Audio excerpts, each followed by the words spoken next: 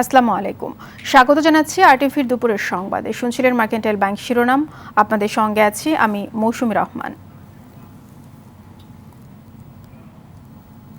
এবারে বিস্তারিত সংবাদ। সিলেট নগরীর আখালিয়ায় ১২০ মেগাওয়াটের কুমারগাঁও বিদ্যুৎ কেন্দ্রের আগুন নিয়ন্ত্রণে এসেছে। দুপুর 12:30টার দিকে প্রায় 2 ঘন্টার চেষ্টায় আগুন নিয়ন্ত্রণে আনে ফায়ার সার্ভিস কর্মীরা। তবে ঘটনার পর থেকে সিলেটের বিভিন্ন এলাকায় বিদ্যুৎ সরবরাহ বন্ধ রয়েছে। সকাল 10:30টার দিকে বিদ্যুৎ কেন্দ্রটিতে আগুন লাগে। খবর পেয়ে ছুটে আসে ফায়ার সার্ভিসের 7টি ইউনিট। সিলেট ফায়ার সার্ভিসের উপপরিচালক দিনমণি সিংহ জানান, আগুন লাগার কারণ অনুসন্ধান ও ক্ষতির পরিমাণ নিরূপণ করছে তারা। কেন্দ্রটিতে 8 থেকে 10টি ট্রান্সফরমার সহ বিদ্যুৎ সরঞ্জাম ছিল।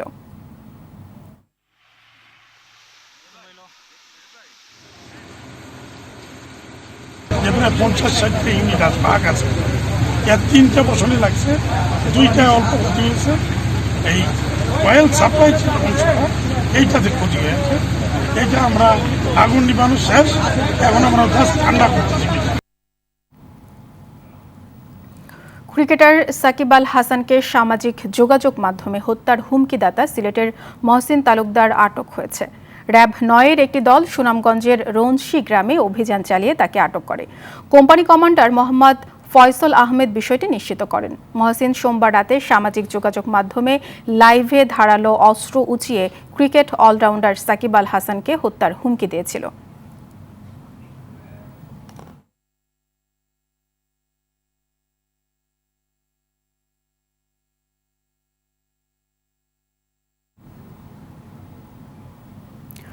বঙ্গবন্ধুর ভাস্কর্য নির্মাণে ইসলামী দলগুলোর বাধা সৃষ্টির বিষয়টি পর্যবেক্ষণ করছে সরকার, একথা জানিয়েছেন আওয়ামী লীগের সাধারণ সম্পাদক ও সেতুমন্ত্রী ওবায়দুল কাদের।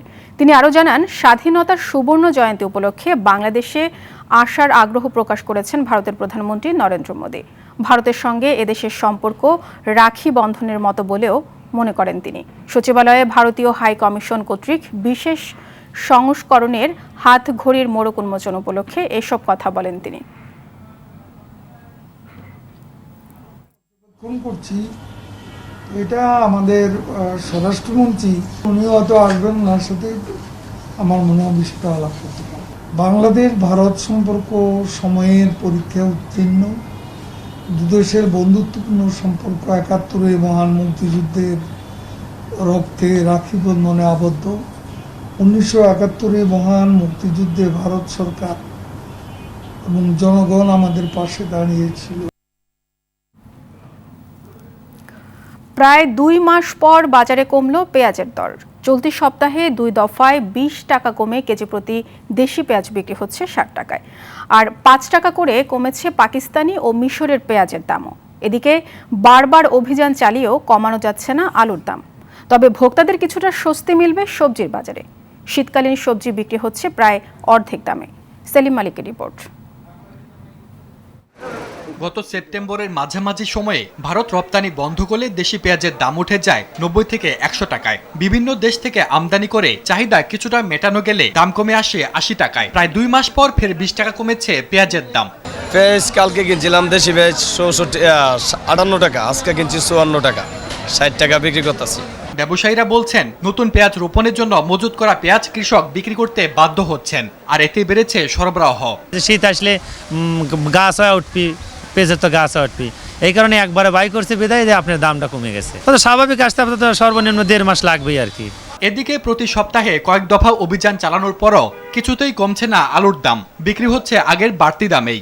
আলু আমরা কিনে নিয়ে আসি 42 টাকা, বেশি আমরা 45 টাকা। তবে শঙ্কার কথা, এবার বেশি দামে কিনে কৃষক আলু রোপণ করায় বাড়বে উৎপাদন খরচ, ফলে আগামীতেও সহসায় আলুর দাম না কমার ইঙ্গিত ব্যবসায়ীদের। তাই এখন তো কৃষক 35-30-এর নিচে লাগাইতে পারতেছে না, তো সে আলুর দামই কিনতে আছে 10 টাকা বেশি দিয়া। তো সে লাগানোর পরে যখন বিচন হইয়া আলু হইব, তখন আলু যদি সে তারা বেশি দামে না বেচতে পারে, তাহলে কৃষক লস খাইব। কৃষক বাঁচাইতে হয়, তাহলে আলুর দাম বেশি ব্যস্ত হইব। তবে অতিমূল্যের বাজারে ভোক্তাদের স্বস্তি মিলবে সবজি কিনতে গিয়ে। শীতের মৌসুমী সবজির দাম চলে এসেছে 50 টাকার নিচে। সিমা ছিল গত সপ্তাহে 60 টাকা, এখন এই সপ্তাহে 40 টাকা 35 টাকা। মূলা ছিল গত সপ্তাহে 50 টাকা, এই সপ্তাহে 30 টাকা 35 টাকা। আর বেগুন আগে পড়ছে এই সপ্তাহে 30 টাকা কেজি, গত সপ্তাহে ছিল 60 টাকা কেজি। এর মধ্যেও ভোক্তাদের প্রত্যাশা সারা বছর নিত্যপণ্যের দাম যেন থাকে নাগালের মধ্যে, সরকার নিক ব্যবস্থা। সেলিম মালিক, RTV, ঢাকা। কেবল শিল্পপতি, রাজনৈতিক নেতা বা প্রভাবশালী নয়, বনভূমি দখলে অভিযোগ খোদ রাজধানী উন্নয়ন কর্তৃপক্ষ রাজুকের বিরুদ্ধেই।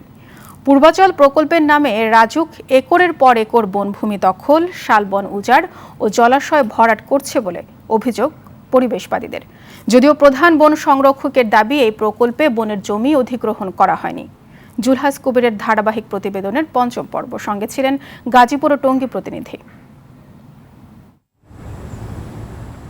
কংক্রিটের বড় বড় স্থাপনা তৈরির মাধ্যমে পূর্বাচল নতুন শহর নামে বিশাল এক নগর গড়ে তোলা হচ্ছে রাজধানীর অদূরে গাজীপুরের বড় একটি অংশে।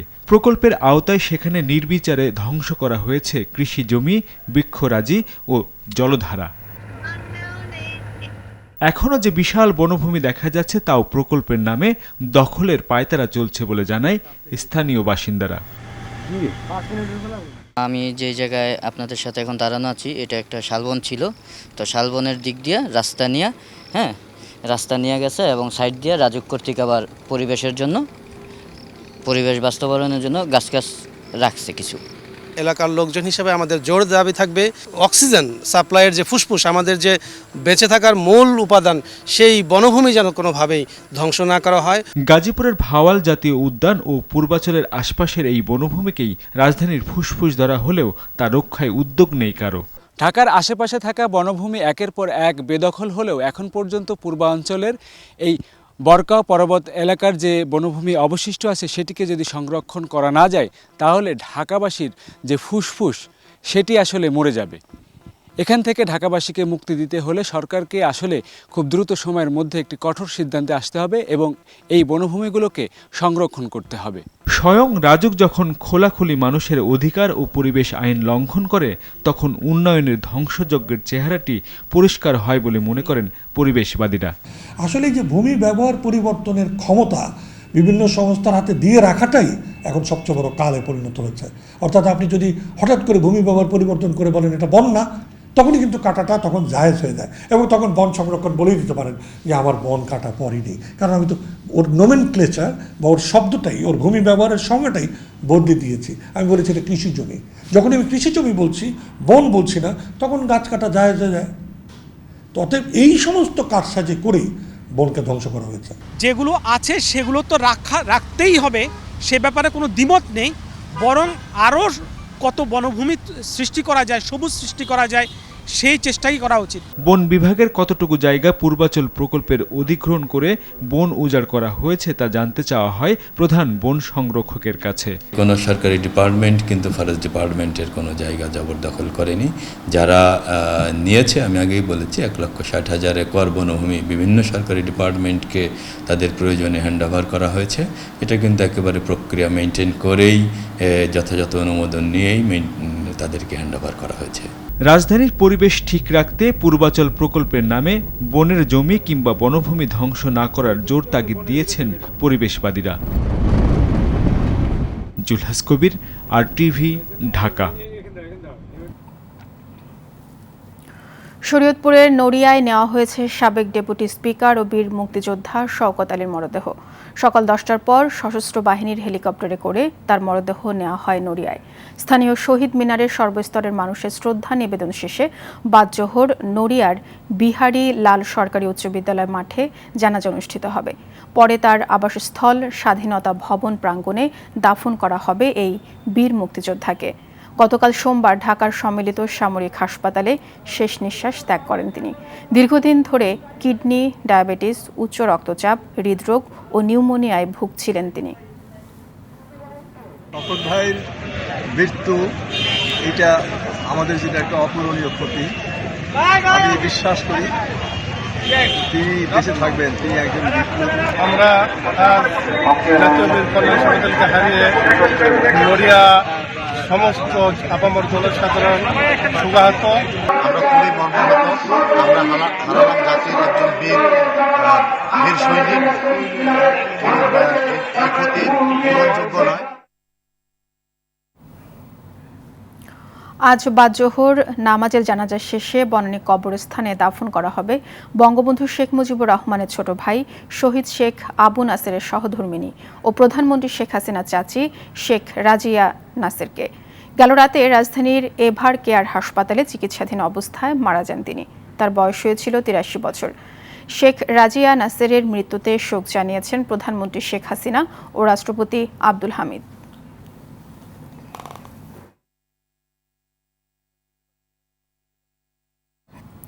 বাগেরহাটের মোরেলগঞ্জে অপহরণের ৩০ ঘণ্টা পরও উদ্ধার হয়নি ১৭ দিনের নবজাতক। গেল রাতে শিশুর দাদা আলী হোসেন খান বাদী হয়ে অজ্ঞাত আসামি করে মোরেলগঞ্জ থানার মামলা করে।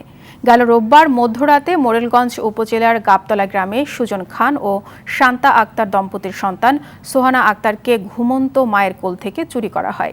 মোরেলগঞ্জ থানার ওসি জানান, শিশুটিকে উদ্ধারে অভিযান চলছে।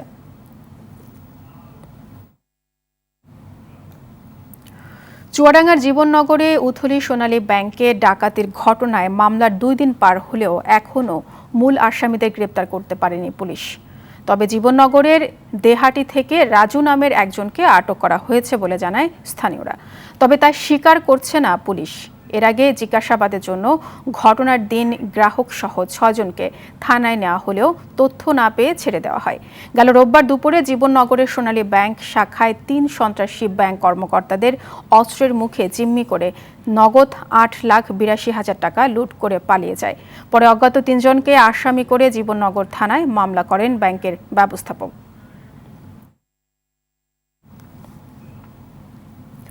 ঢাকা থেকে বরিশাল যাওয়ার পথে সুন্দরবন ১১ লঞ্চের ছাদে এক যুবককে ছুরিকাঘাতে হত্যা করা হয়েছে। সকাল ৬:৩০টার দিকে লঞ্চের ছাদ থেকে অজ্ঞাত ওই যুবকের মরদেহ উদ্ধার করা হয়। লঞ্চের সুপারভাইজার সিরাজ জানান, গতকাল রাত ৯টায় লঞ্চটি ঢাকা থেকে ছেড়ে সকালে বরিশালে পৌঁছায়। যাত্রীরা নেমে যাওয়ার পর কর্মচারীরা লঞ্চ পরিষ্কার করতে গেলে লাশ দেখতে পায়। পরে পুলিশ এসে মরদেহ উদ্ধার করে ময়নাতদন্তের জন্য পাঠায়। বরিশাল নৌথানা পুলিশের ওসি জানান, যুবকের পেটে ২টি ও বুকের উপরে ৩টি ছুরিকাঘাত করা হয়েছে। দেশে কোভিড-১৯ পরীক্ষার কার্যকারিতা নিয়ে সন্দেহ যেন কাটছেই না। এ নিয়ে নানাভাবে আশঙ্কা প্রকাশ করছেন সাধারণ মানুষ। আর স্বরাষ্ট্রমন্ত্রী আসাদুজ্জামান খান কামালের করোনা পরীক্ষায় ২ প্রতিষ্ঠান যে ২ রকম রিপোর্ট দিয়েছে সেটার বৈজ্ঞানিক তদন্ত করতে বলেছে আইইডিসিআর-এর উপদেষ্টা মোশতাক হোসেন। মাশাল আলমের রিপোর্ট। গেল ১৪ নভেম্বর রোগতত্ত্ব, রোগ নিয়ন্ত্রণ ও গবেষণা প্রতিষ্ঠান আইইডিসিআর-এর করোনা নমুনা পরীক্ষা করতে দেন স্বরাষ্ট্রমন্ত্রী আসাদুজ্জামান খান কামাল। সেখানে তার রিপোর্ট পজিটিভ আসে। অধিকতর নিশ্চয়তার জন্য কেন্দ্রীয় পুলিশ হাসপাতালে নমুনা দিলে পরের দিন সেই টেস্টের রিপোর্ট নেগেটিভ আসে। বিষয়টি সামনে আসার পর দেশে কোভিড-১৯ পরীক্ষার পদ্ধতি, প্রক্রিয়া ও যথার্থতা নিয়ে প্রশ্ন উঠেছে। একই পরীক্ষায় ২ প্রতিষ্ঠানে আলাদা আলাদা ফলাফল আসায় দেশের স্বাস্থ্যসেবার মান নিয়েও প্রশ্ন উঠেছে জনমনে। যারা রেজাল্টটা তৈরি করতেছে তাদেরকে আসলে আরও বেশি আমার মনে হয় যে সচেতন থাকা উচিত। বিদেশেও তো আমাদের ভাবমূর্তি নষ্ট হইতেছে, যে আমাদের পজিটিভ নেগেটিভ নিয়ে ওখানে পজিটিভ হচ্ছে। যারা ওই প্রতিষ্ঠানে আছে তারা আর কি তাদের নিয়ম তাদের কাজ করে না, যার কারণে আমরাই হয়রানি হচ্ছি। যারা পরীক্ষা করে রিপোর্টটা ভুল প্রদান করতেছে, আর সরকারের উচিত এই ক্ষেত্রে কঠোর ব্যবস্থা নেওয়া। কারিগরি ত্রুটির কারণে পজিটিভ রিপোর্ট নেগেটিভ হতে পারে বলে মনে করেন বঙ্গবন্ধু শেখ মুজিব মেডিকেল বিশ্ববিদ্যালয়ের সাবেক এই উপাচার্য। স্যাম্পল কালেকশনে যদি ঘাটতি থাকে, হয়তো ঠিকমতো কালেকশন হলে নেগেটিভ হয়ে যেতে পারে। তারপর প্রসেসিং এর সময় যদি কোনো কিছু অসুবিধা হয়, ওটা কিন্তু পজিটিভটা নেগেটিভ হতে পারে। একটা স্যাম্পল যদি নেগেটিভ হয়, সেটা স্যাম্পল কালেকশন করার ঘাটতিতে ওটা পজিটিভ হবে না। স্বরাষ্ট্রমন্ত্রীর করোনা পরীক্ষায় যেটা ঘটেছে তার বৈজ্ঞানিক তদন্ত প্রয়োজন বলে মনে করেন আইইডিসিআর-এর এই উপদেষ্টা। একই নমুনা যদি এক জায়গায় নেগেটিভ আর এক জায়গায় পজিটিভ, সেটি অবশ্যই তদন্তের দাবি রাখে বা সেটা বৈজ্ঞানিক অনুসন্ধানের দাবি রাখে। নমুনাটা ঠিকভাবে সংগৃহীত না হয়, সেক্ষেত্রে কিন্তু ফলাফলটা ফলস নেগেটিভও আসতে পারে। করোনা রিপোর্ট নিয়ে চিন্তিত না হয়ে জনগণকে নিজের সুরক্ষায় সামাজিক দূরত্ব ও স্বাস্থ্যবিধি মেনে চলার অনুরোধ জানিয়েছেন বিশেষজ্ঞরা। মাশাল আলমি, RTV, ঢাকা। ঠাকুরগাঁওয়ে করোনা ভাইরাস শনাক্তে ল্যাব উদ্বোধন হয়েছে। এ ল্যাবে জিন এক্সপার্ট মেশিনের মাধ্যমে শনাক্ত হবে করোনা। সকালে জেলার বক্ষব্যাধি হাসপাতালের উদ্বোধন করেন আওয়ামী লীগের প্রেসিডিয়াম রমেশ চন্দ্র সেন MP। কর্তৃপক্ষ জানায় জিন এক্সপার্ট মেশিনের মাধ্যমে যক্ষ্মা পরীক্ষা ছাড়াও প্রতিদিন 3 জনের করোনা শনাক্ত করা হবে।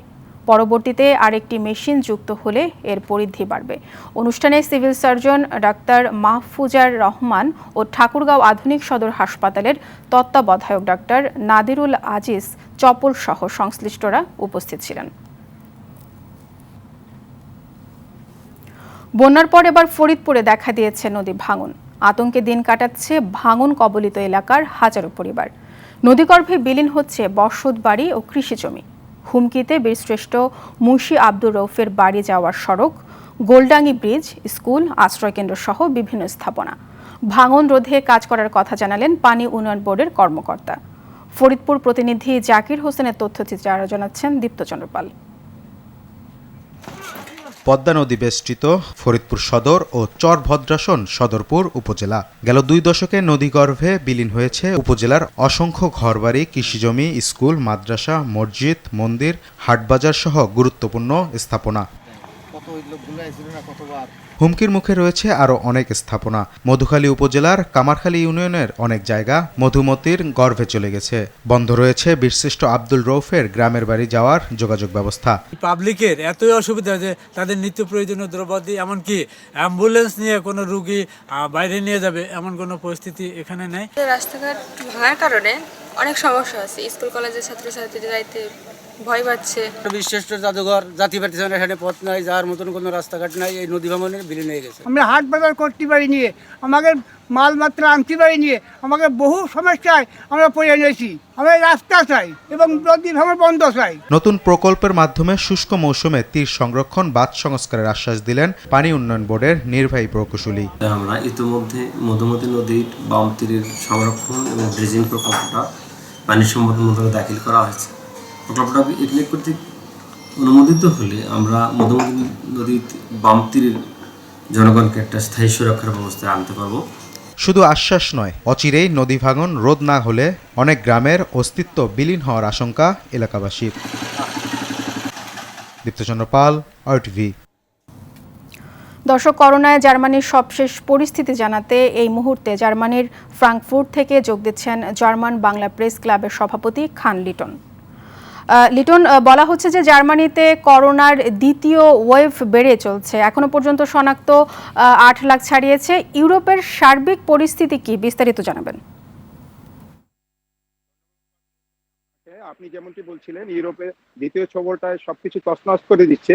শীতের মাত্রা যেমন বেড়ে যাচ্ছে, সংক্রমকের সংখ্যাও দিন দিন বেড়ে যাচ্ছে। এই পরিপ্রেক্ষিতে ব্রিটেন, ইটালি, ফ্রান্স, জার্মানিতে লকডাউন চলছে। অস্ট্রেলিয়াতেও লকডাউন দেওয়া হয়েছে। লকডাউন দেওয়া সত্ত্বেও স্কুল কলেজ খোলা রয়েছে। অর্থনৈতিক মন্দাভাব বা অর্থনৈতিক ক্ষতি কাটিয়ে ওঠার জন্য ব্যবসা প্রতিষ্ঠান খোলা রেখেছে, কিন্তু স্বাস্থ্যবিধি মানার জন্য যথেষ্ট কড়াকড়ি করা হচ্ছে। রাস্তায় যদি কেউ মাস্ক না পরে বের হয় বা কোনো স্টেশনে যদি মাস্ক না, আমিও এখন মাস্ক পরে নাই, এটা হয়তো বা আইনগত বিরোধিতা করা হচ্ছে, কিন্তু কথা বলার সুবিধার্থে আমি মাস্ক ব্যবহার করতে পারতেছি না। আর বাইরে প্রচন্ড শীত, আমি কাঁপতেছি শীতে। এই শীতের প্রকোপতা বাড়ার কারণেই সংক্রমকের সংখ্যাটা বাড়ছে। আমি জানিয়ে রাখি, গত 24 ঘন্টায় জার্মানিতে আক্রান্ত হয়েছে 23,000-এর উপরে, মৃত্যুবরণ করেছে প্রায় 200 জন, আর ইন্টেনসিভ কেয়ারে রয়েছে প্রায় 3,500 লোকের মতো। এখনো এই মাত্রাটা কাটিয়ে ওঠার সম্ভাবনা রয়েছে। সবাই দিন গুনছে কখন ভ্যাকসিন দেওয়া শুরু হবে। ইতিমধ্যে জার্মান সরকার, গতকালকে জার্মান সরকারের চ্যান্সেলর ডক্টর অ্যাঞ্জেলা ম্যার্কেল এক প্রেস কনফারেন্সে স্বাস্থ্যবিধি মানার প্রতি যথেষ্ট গুরুত্ব আরোপ করেছেন, এবং এই গুরুত্ব আরোপের পরে তিনি আরো দাবি করছেন যে আগামী মাস থেকেই তিনি ভ্যাকসিন দেওয়া শুরু করবেন। আর ভ্যাকসিন দেওয়া শুরু করলে আতঙ্ক দূর হবে। হ্যাঁ মৌসুমী, এই ছিল সর্বশেষ পরিস্থিতি। লিটন, আপনাকে ধন্যবাদ। দর্শক, এতক্ষণ ফ্রাঙ্কফুর্ট থেকে বলছিলেন জার্মান বাংলা প্রেস ক্লাবের সভাপতি খান লিটন। মুজিববর্ষ আন্তর্জাতিক প্রীতি ফুটবল সিরিজের দ্বিতীয় ও শেষ ম্যাচে আজ নেপালের মুখোমুখি হবে বাংলাদেশ। বঙ্গবন্ধু জাতীয় স্টেডিয়ামে বিকেল 5টায় ম্যাচটি শুরু হবে। এই ম্যাচেও দর্শক উপস্থিতি থাকবে। প্রথম খেলায় 2-0 গোলে জিতলেও জয়ের আত্মতুষ্টিতে ভুগছে না বাংলাদেশ, বরং ভুলগুলো শুধরে দ্বিতীয় ম্যাচে বড় ব্যবধানে সিরিজ জয়ে মুখিয়ে জামাল ভুঁইয়ারা। করোনায় আক্রান্ত হয়ে বাংলাদেশ জাতীয় দলের প্রধান কোচ জেমি ডে দ্বিতীয় ম্যাচে থাকতে পারবেন না ডাক আউটে। অন্যদিকে হারের ক্ষত ভুলে ঘুরে দাঁড়াতে চায় নেপাল। জয় দিয়ে সফরের সমাপ্তি টানতে চান কোচ গোপাল মাহারজন। দর্শক, করোনা ভাইরাস নিয়ে আতঙ্কিত হবেন না, সতর্ক হন, নিজে পরিচ্ছন্ন থাকুন, মাস্ক পরুন, অন্যকে সচেতন করুন। এই সংকট মুহূর্তে প্রয়োজনীয় সব তথ্য নিয়ে আপনাদের পাশে আছে আরটিভি। দুপুরের সংবাদ এই পর্যন্তই। আরটিভি সবশেষ সংবাদ জানতে যে কোনো মোবাইল ফোন থেকে 24141 নম্বরে ডায়াল করুন। আর মোবাইল ফোনের সংবাদ দেখতে অ্যাপ স্টোর, গুগল প্লে বা উইন্ডোজ স্টোর থেকে ডাউনলোড করুন আরটিভি অ্যাপস। এছাড়াও তাৎক্ষণিক ও বিনোদন সংবাদ জানতে বিশ্বের যে কোনো প্রান্ত থেকে ভিজিট করুন rtvonline.com, facebook.com/rtvonline ও youtube.com/rtvdigitals। এখন থেকে আরটিভির সব বিনোদনমূলক অনুষ্ঠান দেখতে পারবেন আরটিভি প্লাসে। এতক্ষণ সাথে থাকার জন্য সবাইকে ধন্যবাদ।